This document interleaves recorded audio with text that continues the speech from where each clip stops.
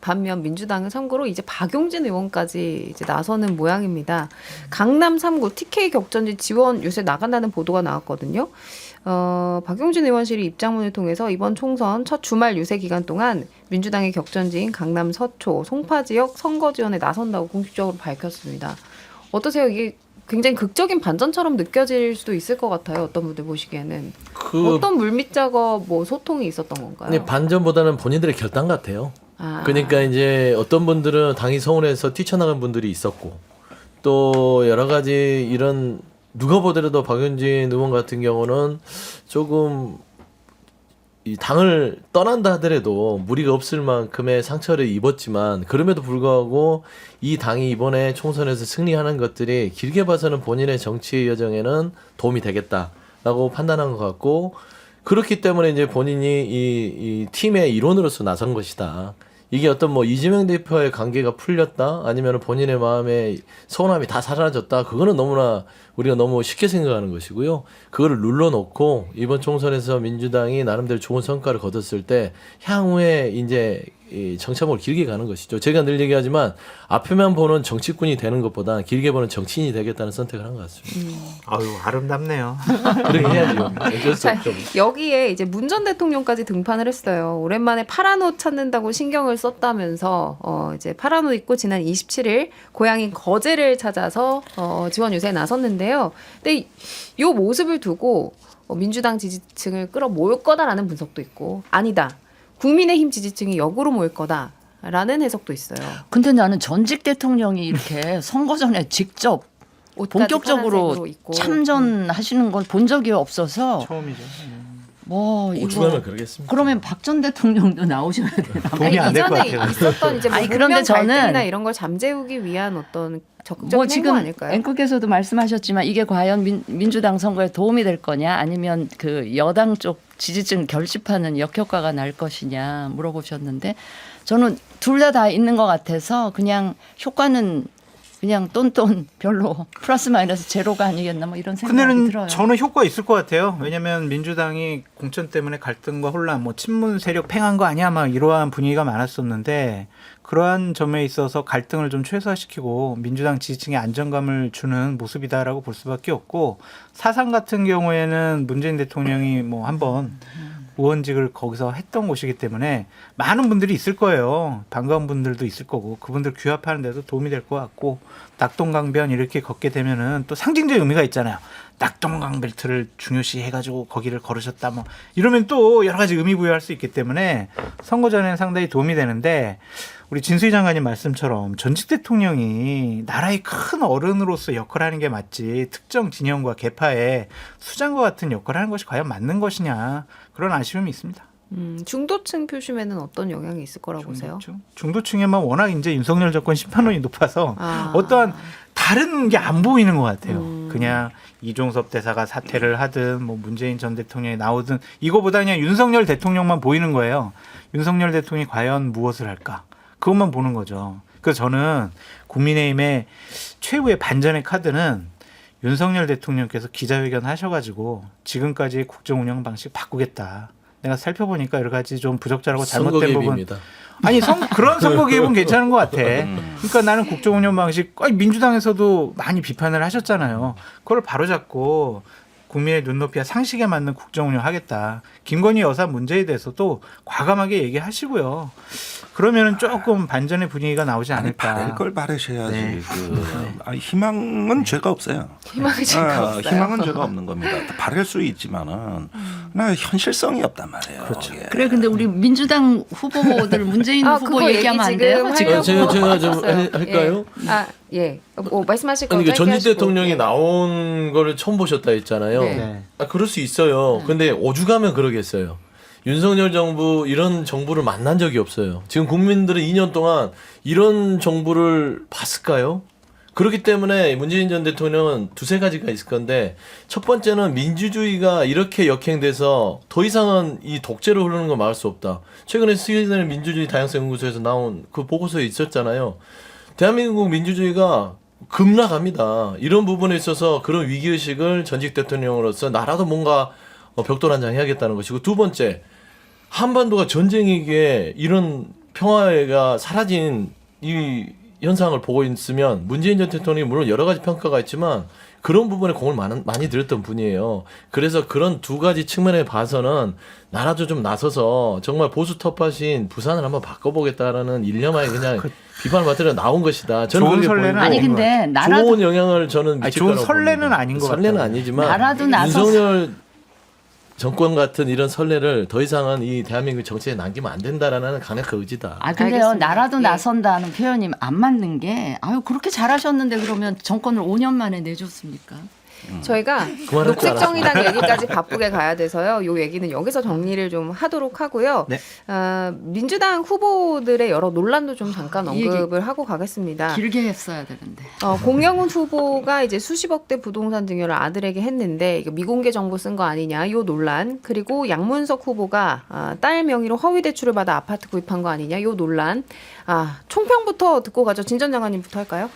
아, 네. 어우, 저는 이런 후보는 저는 지금이라도 그 의석 민주당이 많이 가져가실 것 같으니까 지금이라도 이 두 분도 포기하는 게 저는 맞는 것 같아요. 국민 눈높이고 국민께 대한 도리가 아닌가 싶은데 이 공영훈 후보는 두 가지 문제가 있잖아요. 일단 그 내부자 정보 이용해서 거래한 거 아니냐라는 의혹이 매우 합리적인 그 의혹 제기라고 보고요.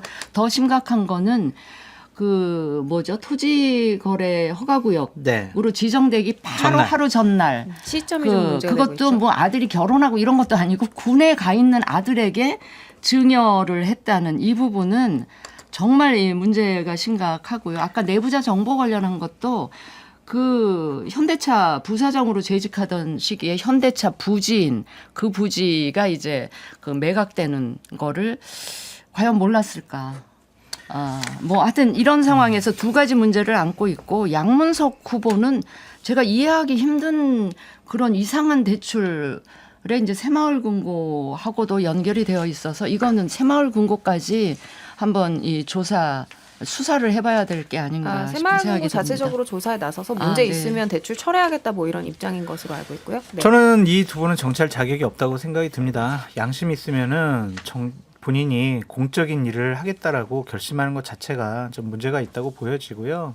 이런 것을 컷오프하지 않은 민주당의 공천 시스템에 대해서도 상당히 잘못됐다라고 말씀을 드리고, 어쨌든 민주당도 곤혹스러운 것 같아요. 이게 개별 지역구에 출마한 사람들의 이슈이기 때문에 우리가 더 이상 언급하거나 조치하지 않겠다 이렇게 얘기한 거 보면 뭉개고 가면 이쪽 선거는 우리가 이길 수 있다, 더 이상 본인들은 문제 삼지 않겠다 이런 건데, 어쨌든 몇 번 말씀드리지만 정치할 분들의 도덕적, 윤리적, 법적인 기준은 절대적이어야 합니다.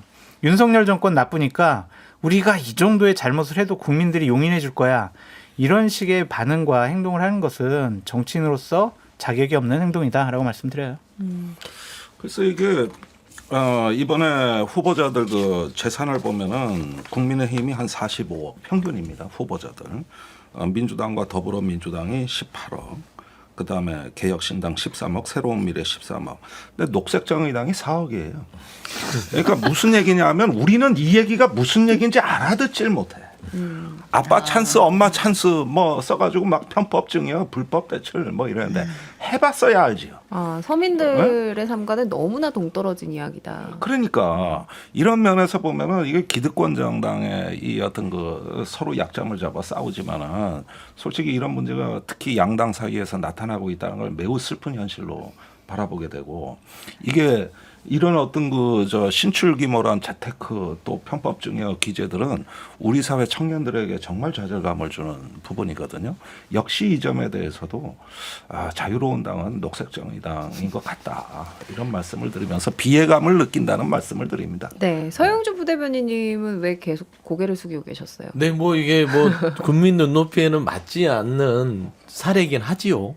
근데 공영훈 후보 같은 경우는 현대자동차 사장 출신이에요. 그러니까 이제 우리가 그러지만 돈이 많고 자산이 많은 게 죄는 아니잖아요.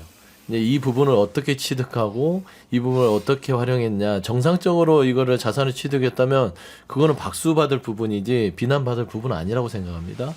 근데 이제 공영훈 후보 같은 경우는 우연치 않게 이게 참 공교롭다고 해야 되나요? 오비락의 문제 같은데 본인이 이 아들에게 재산을 증여하면서 세금도 다 냈고 세금 문제가 뭐 문제가 있는 건 아니지만 내부 정보가 아닌 거 아니냐라는 그런 오해를 불러일으킬 만한 상황은 맞아요. 하지만 공현 후보 자체가 뭐 이거를 뭐 편법적으로 여기를 매입할 때부터 아들한테 넘기는 과정까지가 그렇게 부적절해 보이지는 않는다. 다만 자녀에게 이렇게 많은 증여를 준다는 게 아빠로서 뭐 좀 젊은 아빠를 자식을 두는 아빠들은 좀 상대적 박탈감이 있을 수 있겠다. 괜히 자식한테 미안해지고 뭐 이런 부분은 있을 수 있는데 예, 아니, 공현 후보 부분은 국민 눈높이에는 안 맞는다. 하지만 이제 양문수 후보 같은 경우는 조금 적극적인 해명은 필요해 봅니다. 왜냐하면 이제 딸 명의인데 어떤 기업을 하지 않는데 사업자 등 대출을 11억씩이나 받았다면 이 부분은 좀 털고 가야 되는데